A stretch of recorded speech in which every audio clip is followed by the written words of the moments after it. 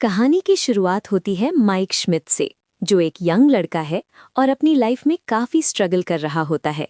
Mic अपनी छोटी बहन एबी का ख्याल रखता है क्योंकि उनके पेरेंट्स नहीं हैं। हम देखते हैं कि माइक का पास्ट काफी ट्रॉमेटिक रहा है क्योंकि बचपन में उसका छोटा भाई अचानक से गायब हो गया था। इसी वजह से माइक हर रात बुरे सपने देखता है और किसी भी जॉब में ज्यादा दिन टिक नहीं पाता।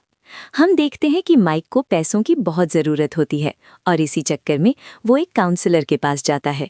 काउंसलर उसे एक जॉब ऑफर करता है, फ्रेडी फैज़बेस पिज़्ज़ा में नाइट सिक्योरिटी गार्ड की। ये एक पुराना और बंद पड़ा रेस्टोरेंट है जहां पहले बच्चों के बर्थडे पार्टीज होती थी।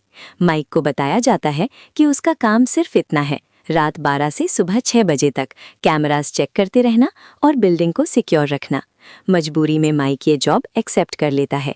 जब माइक अपनी पहली रात ड्यूटी पर आता है तो सब कुछ नॉर्मल लगता है, लेकिन धीरे धीरे हम देखते हैं कि रेस्टोरेंट के अंदर लगे एनिमेट्रॉनिक कैरेक्टर्स अपनी जगह बदलने लगते हैं।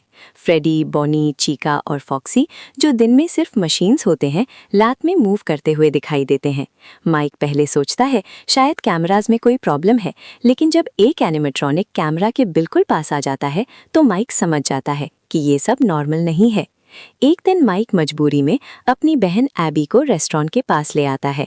यहाँ हम देखते हैं कि एनिमेट्रॉनिक्स एबी के साथ बिल्कुल फ्रेंडली बिहेव करते हैं। एबी उनसे बात करती है, उनके साथ खेलती है और उन्हें अपना दोस्त मान लेती है। ये देखकर माइक और ज़्यादा कंफ्यूज हो जाता है क्योंकि जो टॉयज उसे मारना चाहते हैं वो एबी को कुछ नहीं करते।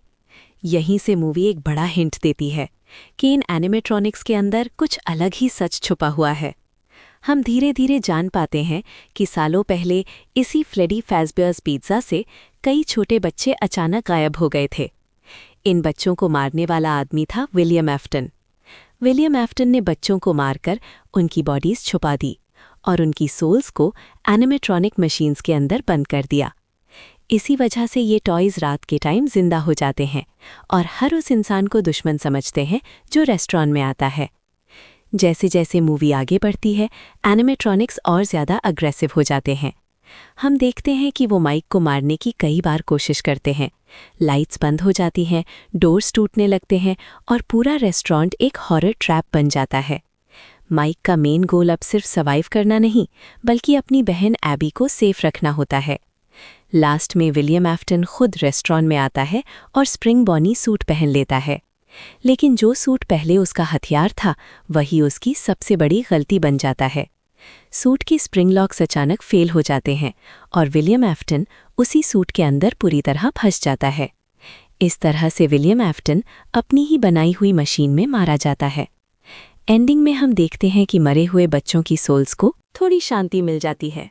माइक और एबी वहां से जिंदा बच के निकलते हैं, लेकिन मूवी एक हिंट छोड़कर ख़त्म होती है कि ये कहानी अभी पूरी तरह ख़त्म नहीं हुई। तो दोस्तों, ये थी 5 नाइट्स एट फ्रेडीज़ मूवी की फुल एक्सप्लेनेशन। अगर आपको वीडियो पसंद आई हो तो लाइक करें, चैनल को सब्सक्राइब करें और कमेंट में बताएं नेक्स्ट कौन सी मूवी एक्सप्लेन करनी चाहिए।